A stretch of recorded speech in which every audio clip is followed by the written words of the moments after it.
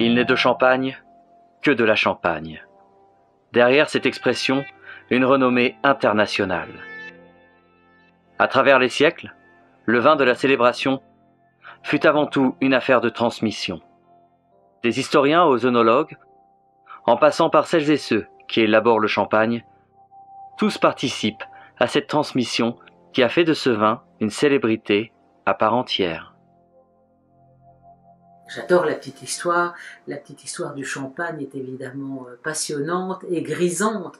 Évidemment, tous les Français connaissent Dom Pérignon. Tous les Français savent ce que c'est qu'un muselet, cette espèce de petite pièce de métal qui permet de coincer le bouchon sur la bouteille de champagne. On rêve avec les noms des grandes bouteilles, les Jéroboam, les Nabucodonosor, tout ça pour un historien sont des noms qui ont, un Mathusalem aussi, ce sont des noms qui ont vraiment du sens.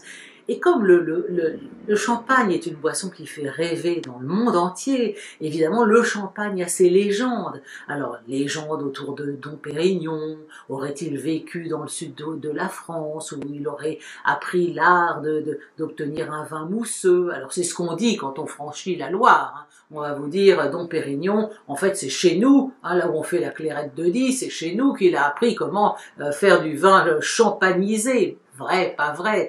Évidemment, tout ça remonte à Louis XIV, c'est un peu loin de nous, on ne le saura sans doute jamais. Et il y a d'ailleurs de très bonnes clairettes de Die, de très bons mousseux, de très bons créments, et de très bons vins d'Alsace aussi mousseux, hein, il faut quand même le rappeler. Le champagne n'est pas un simple breuvage, le champagne est accompagné d'histoires et de légendes extrêmement puissantes et qui contribuent à son prestige. Parce que les personnages qui l'ont aimé, les personnages qui au cours de l'histoire en ont fait la boisson par excellence, dans le monde entier, la boisson de la fête, la boisson de la joie, eh bien sûr ces personnages appartiennent à part entière à l'histoire du champagne.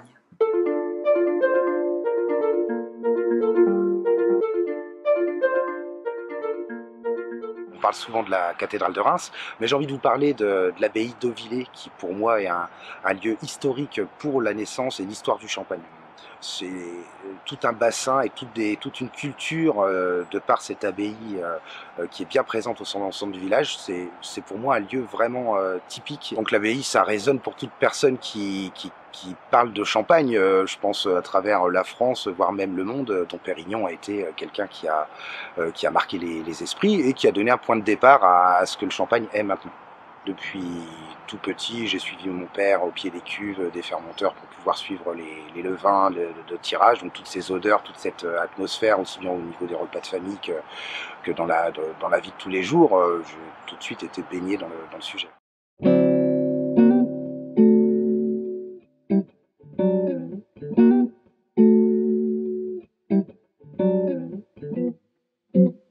L'expérience familiale, c'est quelque chose qui a toujours été présent dans mon parcours, parce que depuis mon arrière-grand-père, ce poste a été passé de père en fils, donc j'étais le quatrième dans cette belle histoire. Un couple qui s'appelait la couple Puisard a fait une donation de terre au Conseil général de la Marne, avec comme but que ce soit utilisé uniquement pour en créer une école de formation pour la vigne et le vin. Voilà, donc on fête le 100e anniversaire cette année.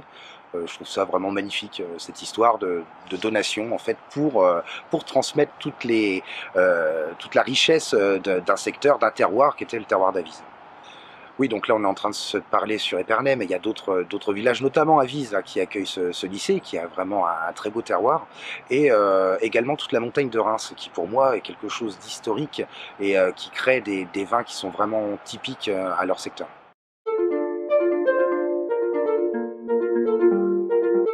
Avant, j'avais une autre activité professionnelle en région parisienne. J'étais responsable d'un spa et d'une parfumerie. Là, ça fait 10 ans que je suis revenue aux sources dans mon village avec un très beau projet, c'est de reprendre l'exploitation familiale. Vraiment des souvenirs d'enfance, des souvenirs avec ma grand-mère, des souvenirs dans les vignes quand on plantait à la vendange.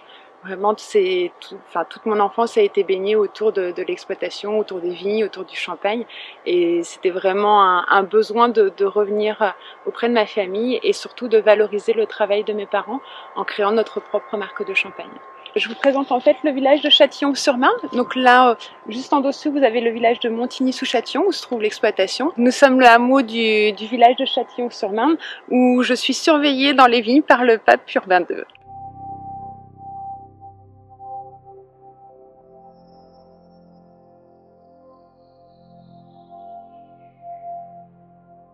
Alors là, je suis en train de faire une séance d'habillage parce que je prends un peu d'avance pour la rentrée de septembre, avant les vendanges, parce que j'ai des commandes en cours pour la rentrée, dont des restaurateurs. Donc tout est fait artisanalement parce que aujourd'hui on est à peu près à 10 000 bouteilles commercialisées par an. Donc l'investissement sur une machine d'habillage serait trop onéreux pour le moment. Donc je passe l'après-midi à habiller à peu près 200 bouteilles environ. Quand j'ai fait mon BPREA à Vise, on était tout un groupe de jeunes, on va dire entre 25 et voire 40-45 ans, qui étaient là avec des passés professionnels différents et qui sont revenus auprès de leur famille pour reprendre l'exploitation. Donc oui, des cas comme le mien, c'est de plus en plus et c'est beau parce que du coup, il y a vraiment une remise en question de ses acquis, déjà retourner à l'école pour se former, pour se spécialiser et avec des buts bien précis et toujours pour valoriser et faire pérenniser l'exploitation familiale.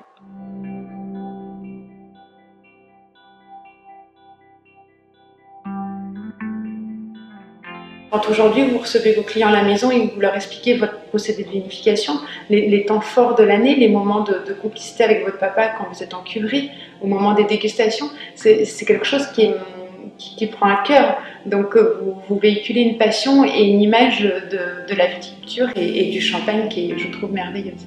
J'ai commencé à travailler dans les vignes à l'âge de 15 ans. J'ai été un an apprenti et après j'ai arrêté l'apprentissage et puis j'ai été chez un patron qui m'a appris le boulot et voilà, j'ai démarré comme ça dans les vignes. À cette époque-là, on pouvait trouver du boulot facilement, donc j'arrivais dans les vignes. C'est un pied de vigne du chardonnay. Je cueille le raisin avec mes petits-enfants et puis comme ça ils repartent avec.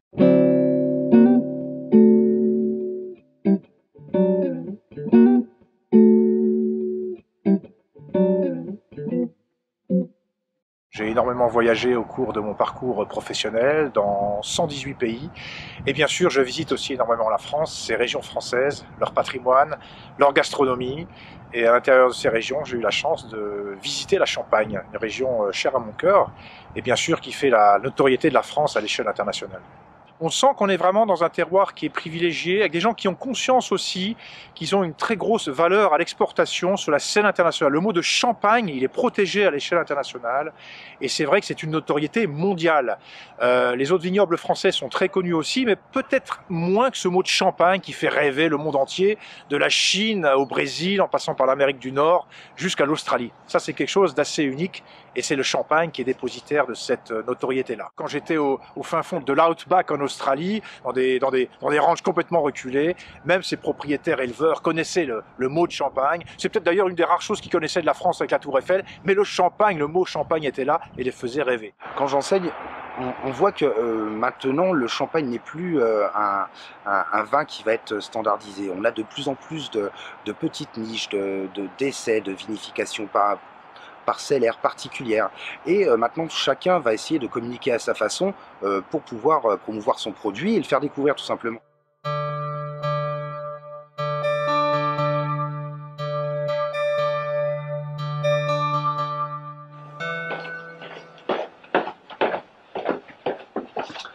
Donc voilà, là ici on arrive dans la cave où on peut voir inscrit la date de construction de la cave, donc 1673.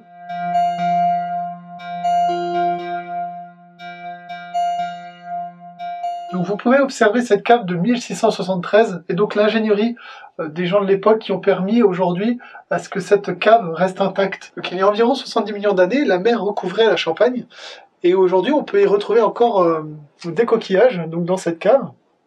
Donc on peut voir ici l'empreinte de la mer. Donc je les ai retrouvés ces coquillages dans les vignes mais également dans les murs de Burge dans mes caves.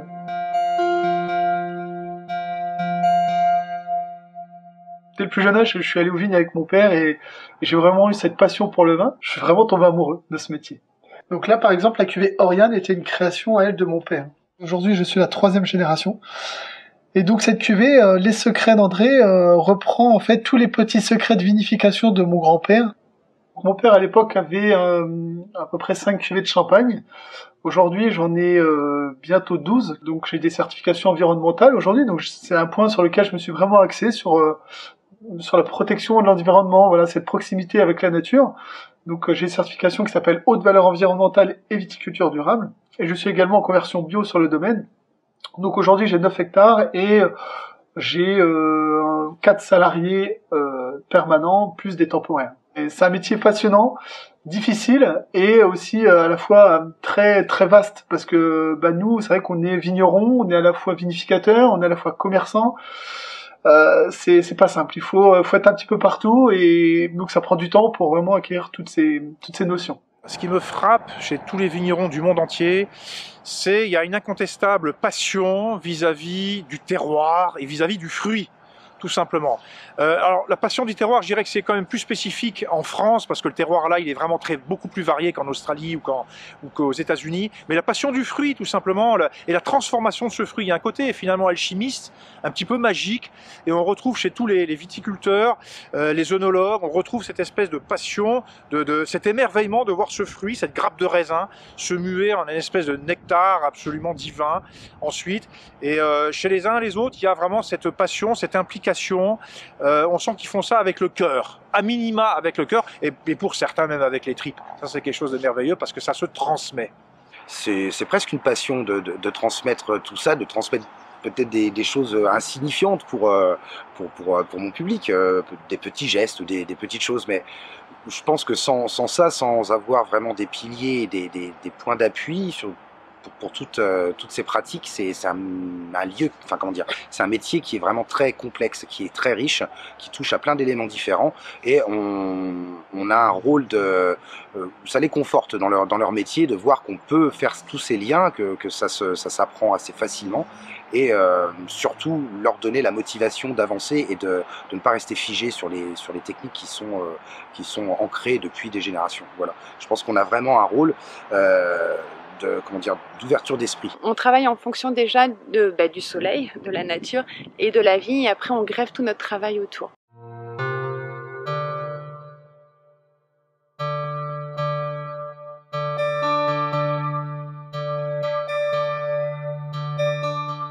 J'étais par exemple en Éthiopie, c'est vraiment le dernier pays où on penserait qu'il y a du vin. Il y a un petit peu de production viticole en Éthiopie, je crois que c'est les Italiens qui ont un petit peu poussé la production de certaines vignes sur place. Et en discutant avec certains vignerons éthiopiens, certains effectivement m'ont renvoyé cette image du champagne en France. Donc c'est vraiment, le champagne c'est vraiment cette espèce de référence haut de gamme qui fait rêver les vignerons du monde entier. Ils voudraient tous s'identifier à ces champenois qui ont quand même la chance d'avoir le terroir, probablement le terroir le plus célèbre au monde. Ouais. La petite histoire du champagne a toujours été intimement liée aux défis mondiaux. En 1918, l'Est de la France sortait particulièrement meurtri de la Première Guerre mondiale. Le conflit terminé, le phylloxéra, maladie provenant de l'insecte du même nom, inflige alors de nouveaux dégâts au sein d'un vignoble fragilisé. Dans la foulée, d'autres maladies et parasites, comme le mildiou, ravagent également la vigne. Quelques années plus tard, l'occupant nazi fera main basse sur les stocks de champagne, interdisant dans un même temps l'exportation du vin dans la majeure partie du monde. Parmi ceux qui s'opposent aux nazis, on trouve des vignerons, des ouvriers, des salariés de modestes exploitations, des salariés de grandes maisons, des cheminots, des prêtres et bien d'autres. Des combattantes et des combattants de l'ombre tombent sous les balles du Troisième Reich, périssent sous la torture ou meurent en déportation. Comme partout en France, des citoyens collaborent, marchandent avec l'occupant, quand d'autres résistent, risquant absolument tout. Être résistant, c'est se mettre en danger, c'est aussi mettre en danger sa famille. Le secteur de Reims est libéré en août 1944. Le champagne peut de nouveau s'exporter à travers le monde et ainsi écrire sa nouvelle histoire. Aujourd'hui, ce sont les événements climatiques qui font naître les nouveaux défis. On a eu 2 épisodes de canicule et aujourd'hui vous allez voir les conséquences. C'est ce qu'on appelle de l'échaudage. Donc vous voyez que le raisin a complètement brûlé.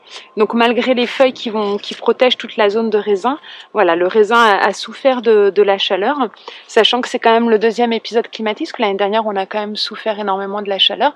Et il faut savoir que la vigne est comme le corps humain. Elle va garder en elle le stress qu'elle a vécu lors de ces périodes de canicule.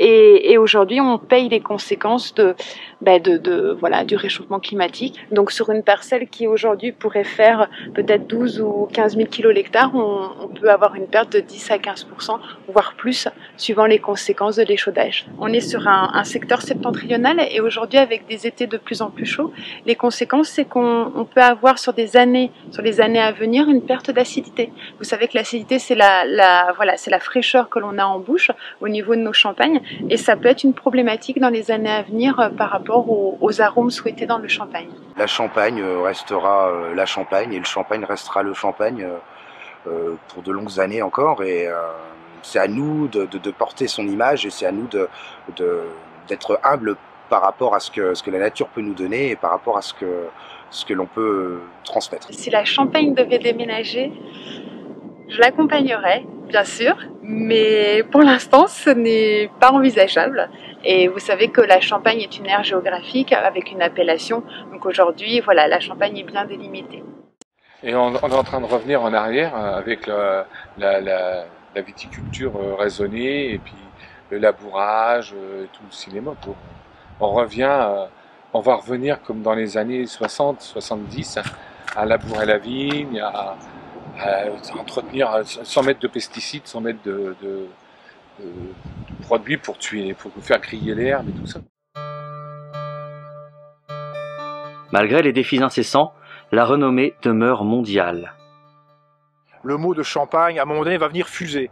Je porte le Champagne avec moi quand je voyage, en fait. Il est avec moi et c'est quelque chose dont je me sens quelque part l'ambassadeur, même si je suis pas d'origine champenoise. Quelque part, je suis un petit peu aussi, en tant que Français, l'ambassadeur de cette marque Champagne à l'étranger, parce qu'en tant que Français, on nous associe systématiquement à ce terme. Le Champagne a ses légendes et ses personnages. Et le plus grand d'entre eux, peut-être, Napoléon Ier, dont on dit qu'il adorait le champagne, il avait besoin de champagne après le combat, et encore plus, évidemment, s'il avait perdu. C'était un grand amateur de blanc. De toute façon, champagne ou vin blanc, son vin préféré était le Gevrey-Chambertin. Et lorsque Napoléon se retrouve à Sainte-Hélène, évidemment, il n'y a plus ni champagne, ni Gevrey-Chambertin. On lui fait venir d'Afrique du Sud un vin de Constance qui ressemble à son Gevrey-Chambertin préféré. Bon, c'est pas tout à fait le même, il coûte très cher, mais pour l'empereur, il faut jusqu'au bout qu'il puisse avoir une satisfaction gustative, sinon avec du champagne, au moins avec un vin de Constance, un vin blanc, s'approchant un petit peu. Et puis il y a évidemment l'autre légende, c'est celle du sein de Madame de Pompadour. Voilà encore une légende extrêmement sexy. On aurait choisi son sein pour mouler la coupe de champagne, hein, de même que les coupes des petits hameaux de la reine à Versailles auraient été moulées sur le sein de Marie-Antoinette. On ne sait combien de seins ont servi à mouler toutes sortes de récipients grâce auxquels les Français peuvent honorer leur breuvage préféré. Moi, en tant que Lorrain, je suis voisin des Champenois, évidemment, c'est la région qui touche la Champagne. Alors en même temps, il y a un vrai no man's land entre les deux régions. C'est vrai que la Lorraine regarde plutôt vers le Luxembourg, l'Allemagne et éventuellement vers l'Alsace. Donc on était plutôt connaisseurs des vins alsaciens, plus que connaisseurs du terroir champenois qui était quand même à une bonne 150 km. Mais c'est vrai que pour nous, Lorrains, le Champagne fait aussi partie de nos plaisirs festifs. À chaque grande occasion, la bouteille de champagne est sur la table. Et surtout, on aime bien quand même aller dans la région Champagne, essayer de débusquer quelques petits producteurs, ou alors on a toujours des amis qui sont allés en Champagne, qui vont nous faire goûter la bouteille d'un producteur champenois qu'ils ont déniché. Ça fait partie aussi des traditions lorraines, d'aller débusquer sa petite bouteille, c'est pas très loin, il y a une heure et demie de route pour aller jusqu'à Reims, donc on est vraiment pas loin. Et ça fait partie de cette tradition, de ces usages, d'aller trouver son petit producteur et pas simplement les grandes marques de champagne. C'est un très beau métier, c'est vraiment un contact de la terre, c'est quelque chose de très enrichissant, vraiment de partir d'un pied de vigne, d'un raisin et en faire un produit qui est luxueux, qui est connu dans le monde entier et qui est pour moi un produit de convivialité, de partage. Quand on ouvre une bouteille de champagne, que l'on soit en couple, en amoureux, entre amis, en famille, c'est toujours un moment très privilégié et c'est des moments auxquels je tiens beaucoup.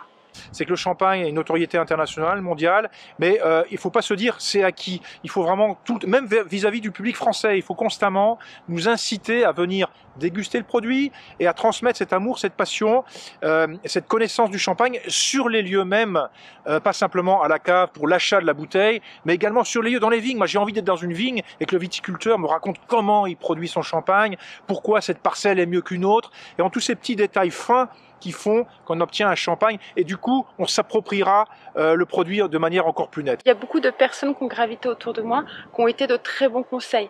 Des professionnels comme justement notre banquière, notre comptable, des gens où on a pu mettre des chiffres derrière, où on a pu faire des projets sur 5 ans pour vraiment savoir où j'allais, parce que je suis partie de clientèle zéro, donc fallait vraiment tout créer. Et c'est là où aujourd'hui je me dis que mon projet est réellement sain, parce que je vais rentrer dans ma 4e année de marque au mois de septembre. Et là, on commence vraiment à voir les retombées de tout le travail qui a été fait depuis 3 ans. Alors c'est vrai que la nouvelle génération a acquis des techniques marketing, les réseaux sociaux bien entendu, ça il faut pas négliger parce que c'est vrai que moi je vois sur les comptes Instagram, les réseaux Facebook, Twitter, etc. Je vois beaucoup de vignobles étrangers, de prestataires étrangers qui communiquent de cette façon-là. Donc c'est vrai que la jeune garde française doit être au fait de toutes ces techniques de communication nouvelles, sans non plus tout sacrifier à cela. Il faut trouver un bon équilibre, un bon dosage entre ce marketing sur les réseaux sociaux, le marketing traditionnel, et puis également ne pas délaisser les circuits de vente traditionnels, comme peut-être les visites sur place. Moi, j'y tiens beaucoup parce que la rencontre, elle est importante. La rencontre, le partage, et sur les lieux, dans la cave, dans la boutique, mais aussi sur les lieux. Et je sais qu'il y a des jeunes, justement, des jeunes champenois qui ont à cœur aussi de faire partager leur savoir-faire, leur savoir-être aussi, sur les lieux même, dans les vignes. Il faut vraiment qu'on soit sur le terrain, qu'on sente ces vignes vivre et cette passion qui relie ces jeunes champenois avec leurs vignobles. Et ça, c'est quelque chose d'important, d'être sur le terrain, ça me paraît primordial. Pas simplement sur les réseaux sociaux, sur Instagram, mais également sur le terrain et de faire partager sa passion sur le terrain. Nous, Français et public étranger, touristes, on est demandeurs de ce type de relation-là. Tout est en grand mouvement en ce moment et c'est quelque chose qu'il faut réussir à suivre au plus près. On a des salariés restants de l'année mais qu'on va embaucher par saison en fait. Aujourd'hui, je n'ai pas besoin de quelqu'un toute l'année, donc par saison, à la vendange, au moment de la taille, au moment des travaux en verre, là je vais embaucher des équipes qui vont être là sur une semaine, 15 jours, 3 semaines, suivant le travail, pour nous aider sur des moments forts en fait. Les étudiants viennent d'horizons assez différents, je parle au niveau du monde viticole. Et donc, nous, de par notre rôle d'enseignant, on arrive à apporter les techniques nouvelles, de donner vraiment une vision d'avenir. J'ai une fille de 11 ans qui s'appelle Camille, qui a aussi contribué un petit peu à ce projet familial, mais après, libre à elle de faire ce qu'elle voudra dans sa vie, mais elle est bien imprégnée aussi du vignoble. Mon père ne m'a jamais forcé à reprendre, parce que c'est quand même un métier qui est assez difficile. Et du coup, moi, ça sera vraiment leur liberté, mais s'ils veulent reprendre, ça sera que le plus grand plaisir, bien sûr. On va dire que c'est vraiment lié à la personnalité des enfants, et je pense que le fait d'être baigné toujours dans cet univers de dégustation, toujours les petits mots-clés qui reviennent et qui tournent autour du vin et de la vigne, rien que de par notre situation géographique, nos promenades sont toujours liées au milieu des belles parcelles, donc peut-être que ça va naître en lui. Je l'ai toujours éduqué à la dégustation, à essayer de reconnaître, à s'exprimer sur le sujet. Donc c'est quelque chose qui m'a été passé par mon père et mon grand-père lors des repas de famille. Et donc c'est une chose que mon fils suit avec grand intérêt. De Dom Pérignon au monde d'aujourd'hui, la transmission des connaissances a fonctionné, contre vents et marées. D'un siècle à l'autre, quelques bulles de France sont venues pétiller dans le cœur de chacune et de chacun à travers le monde.